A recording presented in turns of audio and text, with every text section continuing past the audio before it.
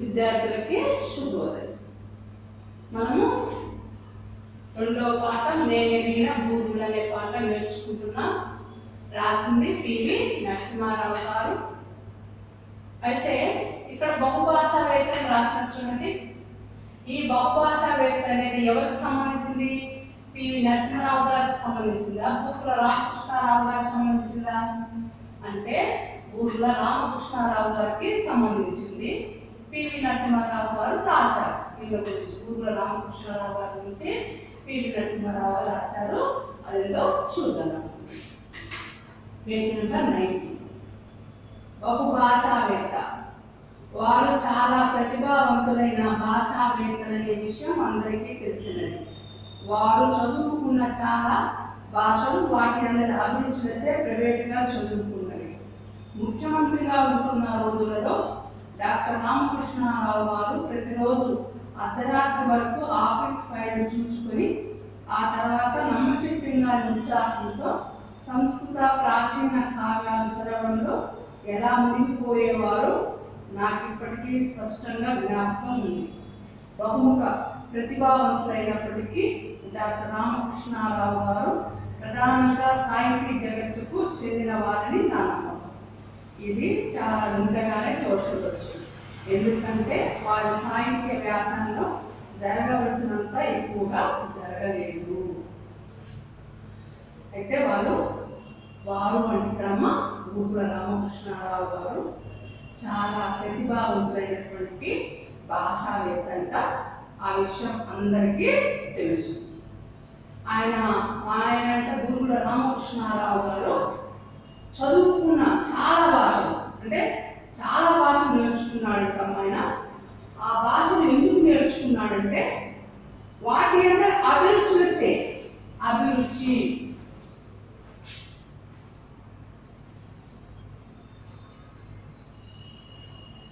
అంటే ఆసక్తి, ఆ భాషలందు చాలా ఆసక్తి ఉందంట బూర్గుల రామకృష్ణారావు గారికి. అందుకనే ఆయన చాలా భాషలు నేర్చుకున్నాడు. అవన్నీ కూడా ఎలా నేర్చుకున్నాడు? ప్రైవేటుగానే నేర్చుకున్నాడు. ముఖ్యమంత్రిగా ఉంటున్న రోజుల్లో డాక్టర్ రామకృష్ణారావు గారు ప్రతిరోజు అర్ధరాత్రి వరకు ఆఫీస్ ఫైల్ చూసుకొని ఆ తర్వాత నమ్మశక్తి కాని ఉత్సాహంతో సంస్కృత ప్రాచీన కావ్యాలు చదవడంలో ఎలా మునిగిపోయేవారో నాకు ఇప్పటికీ స్పష్టంగా జ్ఞాపకం ఉంది. పివి నరసింహారావు గారు అంటున్నాను. మన బూర్గుల రామకృష్ణారావు గారు ముఖ్యమంత్రిగా ఉన్నారు. మొట్టమొదటి హైదరాబాద్ రాష్ట్రానికి ముఖ్యమంత్రి. ఆ ముఖ్యమంత్రిగా ఉంటున్న రోజుల్లో బూర్గుల రామకృష్ణారావు గారు అంట ప్రతిరోజు కూడా అర్ధరాత్రి వరకు ఆఫీస్ ఫైల్ అంటే కార్యాలయం దస్తా ఆఫీస్ ఫైల్. ఆఫీస్ అంటే కార్యాలయం, ఫైల్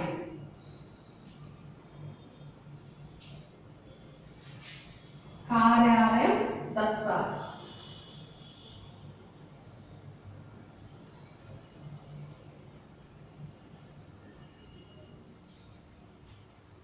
దస్తా అంటే ఫైల్, పుస్తకాలని మనం అనుకుంటున్నానా. కార్యాలయం దస్తా అవన్నీ కూడా చూసేవాడంట అర్ధరాత్రి వరకు. తర్వాత ఏం చేసేవాడు?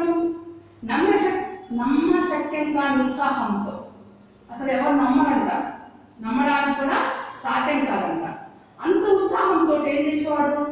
సంస్కృత భాషలో ఉన్నటువంటి ప్రాచీన కావ్యాలు అంటే పూర్వం కవులు రాసినటువంటి కావ్యాలు ఉన్నాయి కదా, ఈ రఘువంశం ఇలాంటి కావ్యాలు ఉన్నాయి కదా, ఆ కావ్యాలు గ్రంథాలన్నీ కూడా చదవడంలో మునిగిపోయేవాడంట. ఆ విషయం మన పివి నరసింహారావు గారికి స్పష్టంగా జ్ఞాపకం ఉందంట. బహుముఖ ప్రతిభావంతులైనప్పటికీ డాక్టర్ రామకృష్ణారావు గారు ప్రధానంగా సాహితీ జగత్తుకు చెందిన వారని నా నమ్మకం. బహుముఖ ప్రతిభావంతుడు అంటే అనేక రంగాల్లో వెలువగలిగినటువంటి వాడు బూర్గుల రామకృష్ణారావు గారు. అయినప్పటికీ కూడా ప్రధానంగా ఆయన సాహితీ జగత్తు అంటే రచన చేయడానికి, రచనా లోకానికి చెందిన వాడని మన పివి నరసింహారావు గారి యొక్క నామకం అంట. ఇది చాలా వింతగానే తోచవచ్చు, అంటే ఇది మీకు చాలా ఆశ్చర్యంగా అనిపించవచ్చు. ఎందుకంటే వారి సాహిత్య వ్యాసంగం జరగవలసినంత ఎక్కువగా జరగలేదు. అంటే ఆయన సాహిత్యం అంటే రచనలు కానీ ఏమైనా వ్యాసాలు కానీ ఆయన రాస్తుంటారు కదా, ఆయన బాగా తెలుసు అన్ని విషయాలు. ఆయన రాయాల్సినంత రాయలేదంట. సాహిత్య వ్యాసంగం జరగవలసినంత ఎక్కువగా జరగలేదు, అంటే ఎక్కువగా రాయలేదు అని చెప్తున్నాను. ఇక్కడ వ్యాసంగం అంటే పరిశ్రమ అని అర్థం. వ్యాసంగం పరిశ్రమ ఎక్కువ కృషి జరగలేదని మనం అర్థం చేసుకోవచ్చు. ఆ విషయంలో ఎక్కువ కేర్ తీసుకోలేదు రాయడం. నెక్స్ట్, బహుముఖ ప్రజ్ఞతో వచ్చిన చిక్కే ఇది.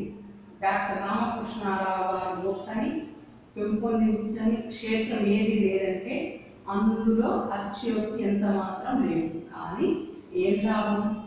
ఏ సాహిత్య క్షేత్రానికైతే వారి సునిశ్చిత మేధా సంపత్తి ఎక్కువగా అనుకూలంగా ఉండేదో ఆ సాహిత్య క్షేత్రంలో చెప్పుకోదగ్గ రచనలు చేయడానికే వారికి అవకాశం కలగలేదు. రాజకీయవేత్తగా కూడా వారు తమ కాలం నాటి, అంటే దేశ చరిత్రలో చాలా ప్రధానమైన ఉత్తేజకరమైన దశాబ్దాలకు సంబంధించిన స్మృతులను గ్రంథస్థం చేసి ఉండవలసింది. నా బోటి విదేశీయులు ఎంత చెప్పినప్పటికీ వారు ఆ పనులు చేయలేకపోయారు.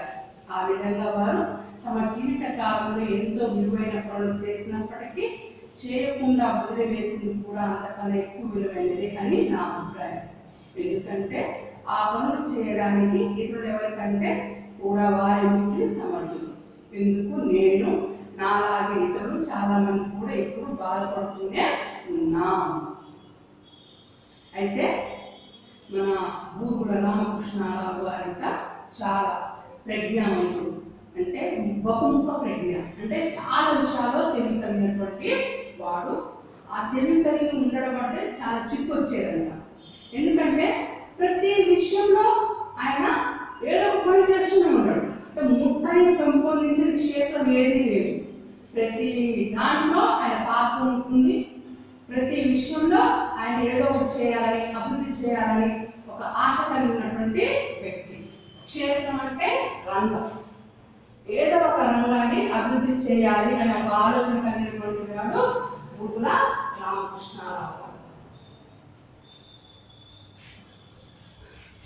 అంటే పెంపొందించిన క్షేత్రం ఏది లేదంటే అందులో అతిశయోక్తి ఎంత మాత్రం లేదు. అంటే ప్రతి దాన్ని, ప్రతి రంగాన్ని అభివృద్ధి చేయాలని చెప్పేసి ఆలోచించేవాడు. దీన్ని మనం ఎక్కువగా చెప్పుకోవడం అనేది అసలు ఏమాత్రం లేదు. కానీ ఏం లాభం?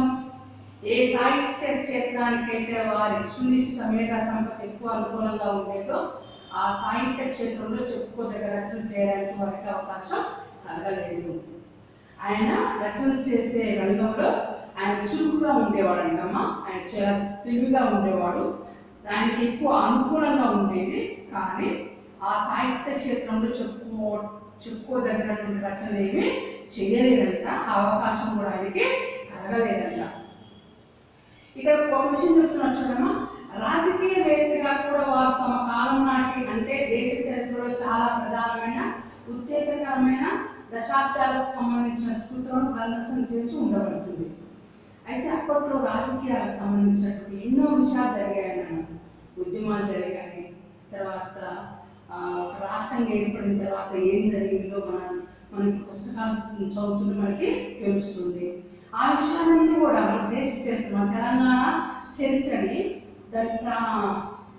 దాంట్లో ఉన్నటువంటి ప్రధానమైనటువంటి విషయాలు, ఉత్తేజకరమైనటువంటి విషయాలు అన్నీ కూడా ఆయనకి జ్ఞాపకం ఉన్నటువంటి విషయాలను కూడా గ్రంథస్థం చేసి ఉండవలసింది. అసలు నా ఓటు విదేశీయులు ఎంత చెప్పినప్పటికీ వారు ఆ పనులు చేయలేకపోయారు. అంటే పివి నరసింహారావు గారు లాంటి విదేశీయులు మేలు కోరేవారు.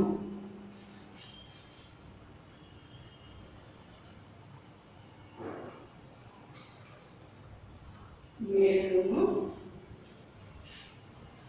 కోరే వారు. విదేశీయులు అంటే మేలు కోరు. మన పివి నరసింహారావు గారు బూగుల రామకృష్ణారావు గారి యొక్క మేలును కోరుకునేవాడు కదా. అంటే పివి నరసింహారావు లాంటి వాళ్ళు ఎంతోమంది గురుగుల రామకృష్ణారావు గారికి చెప్పేవాళ్ళంట. అంటే మీకు తెలిసిన విషయాలు, రాజకీయాలకు సంబంధించిన విషయాలు రాయండి, గ్రంథంగా రాయండి అంటే ఎన్నోసార్లు చెప్పినా కానీ వారు ఆ పనులు చేయలేకపోయారంటే గురుగుల రామకృష్ణారావు గారు ఆ పని చేయలేకపోయారు. ఆ విధంగా వారు తమ జీవిత కాలంలో ఎంతో విలువైన పనులు చేసినప్పటికీ చేయకుండా వదిలివేసింది కూడా అంతకన్నా ఎక్కువ విలువైందే అని నా అభిప్రాయం. అలా ఆయన జీవిత కాలంలో ఎంతో విలువైన పనులు చేశాడంట, కానీ చేయకుండా మిగిలిపోయిన పనులు ఇంకా ఉన్నాయంట. ఎందుకంటే ఆ పనులు చేయడానికి ఇతరులు ఎవరికంటే కూడా వారి మిగిలిన సమర్థులు. చేయకుండా మిగిలిపోయిన పనులు ఉన్నాయి కదా, ఆ పనులు చేయడానికి సమర్థులు ఎవరంటే మన గురుగుల రామకృష్ణారావు గారు. ఎందుకు నేను నాలాగే ఇతరులు చాలా మంది కూడా ఎప్పుడు బాధపడుతూనే ఉన్నాను. ఇందుకు ఆయన చేయాల్సిన పనులు ఆయుధం చెప్పేసి మన పివి నరసింహారావు గారు తర్వాత ఇతర స్నేహితులు కూడా ఎప్పుడు బాధపడుతూనే ఉన్నారంట. వారి ఔదార్యం, ఉపకార బుద్ధి ఎంతవరకు ఉండేదంటే ఒక్కొక్కప్పుడు అది ఒక దోషంగా పరిణమించేది. అసాధ్యమైన కోరికలు కోరినప్పుడు కూడా వారు నెమ్మదిగా నచ్చజెప్తూ ఓపికగా చాలాసేపు కూర్చునేవారు. అప్పుడు వారి స్థానంలో మరొకరెవరైనా ఉంటే ఒక్క చేదనిపుతో దాన్ని వెంటనే పరిష్కరించి ఉండేవారు. కానీ డాక్టర్ రామకృష్ణారావు గారి ఔదార్యం అలా చేది కాదు. వారి ఉదార ప్రవృత్తి వలన న్యాయంగా ఎక్కువ ధ్యానించవలసిన పనుల కంటే శక్తిని, సమయాన్ని వ్యర్థపరిచే పనులకు అప్పుడప్పుడు వారు ప్రాధాన్యం ఇవ్వడం జరుగుతుండేది. ఏమైతేనేమి వారు ఆ విధంగా మనసుపడ్డారు, అది అంతే. మన గురుగుల రామకృష్ణారావు గారు గొప్పతనం అంటే ఔదార్యం అంటే మా గొప్పతనం, ఉదార స్వభావం కూడా అనొచ్చు.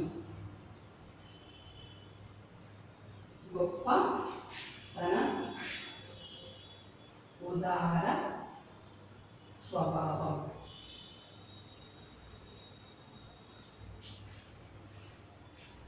ఉపకార బుద్ధి అంటే ఇతరులకు ఉపకారం చేయాలని ఒక ఆలోచన కలిగినటువంటి వాడు. ఒక్కొక్కప్పుడు అది దోషంగా పరిణమించేది. దోషం, తప్పు. గురుగుల రామకృష్ణారావు గారి యొక్క ఉదార స్వభావం, ఉపకార బుద్ధి ఒక్కొక్కప్పుడు అది తప్పుగా మారేదంట.